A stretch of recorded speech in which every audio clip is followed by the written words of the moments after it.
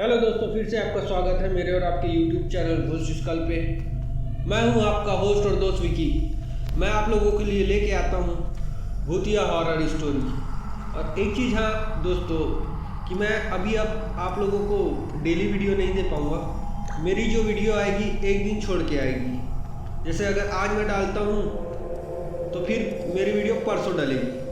तो चलिए चलते हैं बिना देरी करते हुए आज की कहानी की ओर। ये बंगाल की एक गांव की कहानी है। इसमें छोटा सा एक परिवार रहता था जिसमें सिर्फ 4 सदस्य थे। माँ, पिताजी, बेटा और बेटी। बेटा कलकत्ता में काम करता था और हर वीकेंड पे छुट्टी मनाने अपने गांव आ जाता था। ये लगभग 1965 की बात है। उस समय उतना सुविधा था नहीं, तो अपने गांव जाने के लिए उसको जंगल से 5 किलोमीटर चलते हुए आना पड़ता था। अब वो वीकेंड पे घर आया हुआ था, छुट्टी ख़त्म होने वाली थी। अब उसने वापस जाने का सोचा।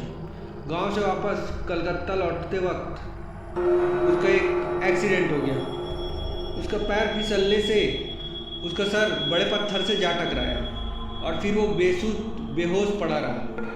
2-3 घंटे बेहोश होने के बाद उसे एक खूबसूरत सी लड़की ने अपने घर पे ले जाकर उसकी खूब सेवा की। वो लड़की दिखने में बहुत ही खूबसूरत थी और जंगल के बीचों बीच अकेले रहती थी। 3 दिन बाद उस लड़के को होश आया।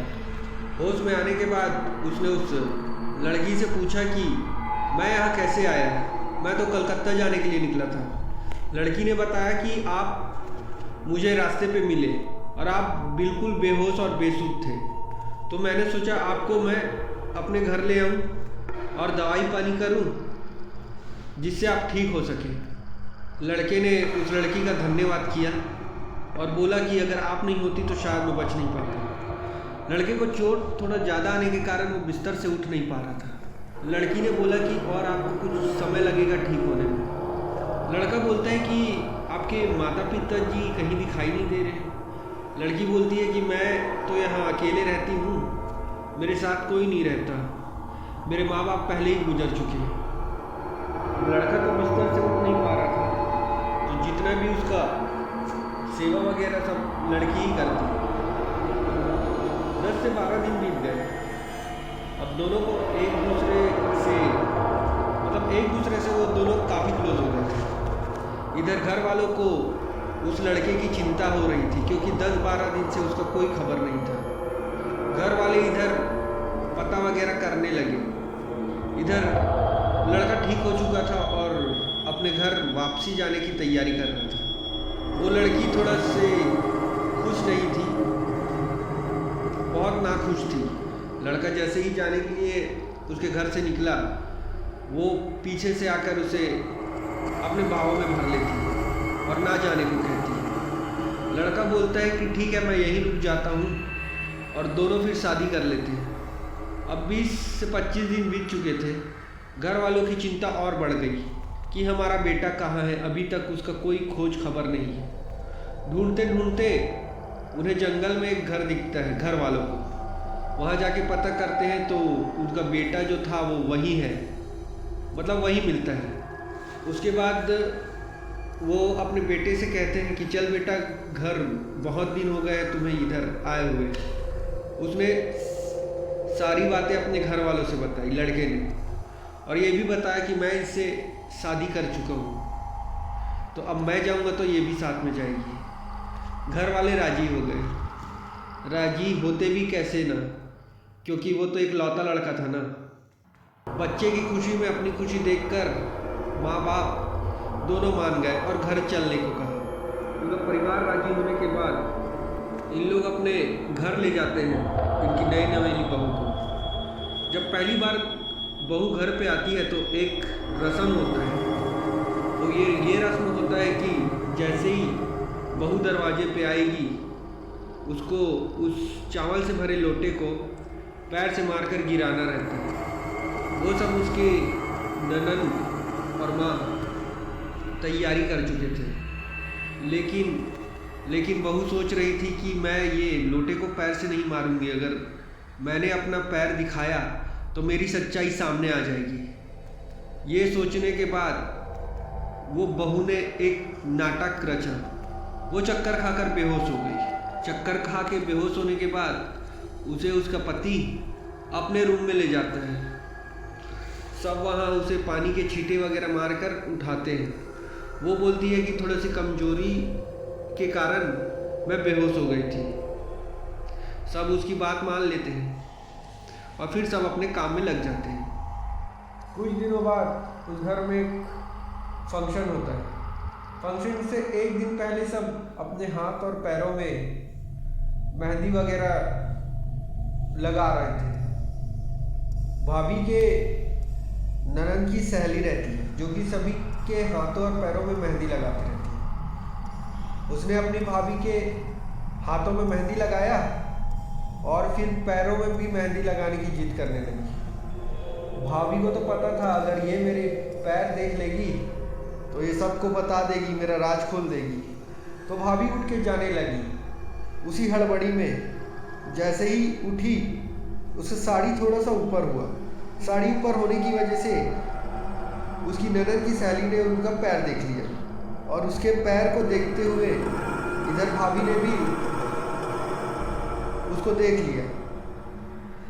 ननद की सहेली की हालत बहुत खराब होने लगी उसको देख के।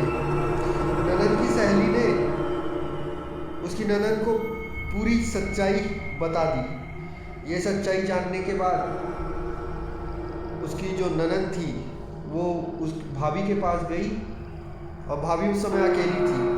उसने भाभी का थोड़ा सा साड़ी उठाया और देखा तो वो भी देख के दंग रह गई। उसके दोनों पैर उल्टे थे।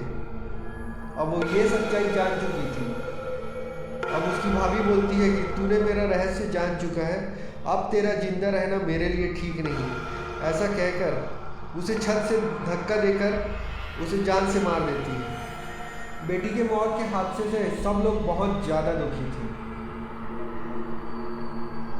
बेटी के मौत के दूसरे दिन इनके ननद की सहेली उनके माताजी से संपर्क करती है और उनको भी सब बता देती है। जैसे ही उनको वो सब सच बताते रहती है तभी पीछे मुड़ी पैर वाली चुड़ैल आती है और दोनों को भी मार देती है।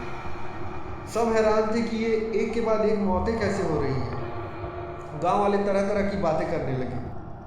फिर ननद के सहेली के पिताजी आते हैं और उस लड़के से सब कुछ कह देते हैं क्योंकि मरने से पहले उसकी बेटी ने उन्हें सब कुछ बता दिया था। ननद के सहेली के पिताजी थोड़ा सा जानकार रहते हैं तो लड़के से बोलते हैं कि तुम्हारी बीवी चुड़ैल है, वो भी पीछे मुड़े हुए पैर वाली। ये अपने जाल को फंसाते हैं शादी करके। उसके बाद 40 से 45 दिन के भीतर उसको मार देती है। ये सुनकर उस चुड़ैल का पति बोलता है कि आप कुछ भी बात कर रहे हैं, ऐसा नहीं, ऐसा करके। फिर उस सहेली के पिताजी बोलते हैं कि आज की रात तुम्हें उनसे कोई संबंध नहीं बनाना है, उसके बाद तुम देख लेना। उसके बाद वो लड़का वैसा ही करता है। उसे संबंध बनाने के लिए मना करता है तो बिलख जाती है, बहुत चिड़चिड़ाने लगती है, वो अपने आप को संभाल नहीं पाती। फिर उस लड़के की भी नज़र अपने पत्नी के पैरों के साइड जाती है तो उसके तो होश ही उड़ जाते हैं। लेकिन वो लड़का रूम से निकल जाता है बोल के कि मैं वॉशरूम से आता हूँ, और फिर दौड़ के वो उस लड़की के पिताजी के पास पहुँच जाता है।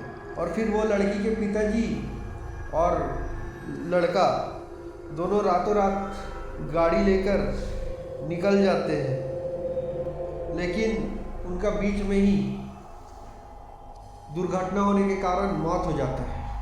उसके बाद से ही वो चुड़ैल को कहीं देखा ना गया और ना ही अब उस घर में कोई रहता है। वो घर के सभी सदस्यों के मौत हो जाने के बाद वो घर आज भी वीरान पड़ा है।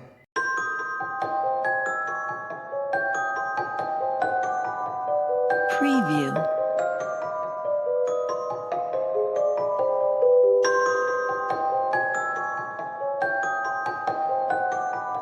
Preview.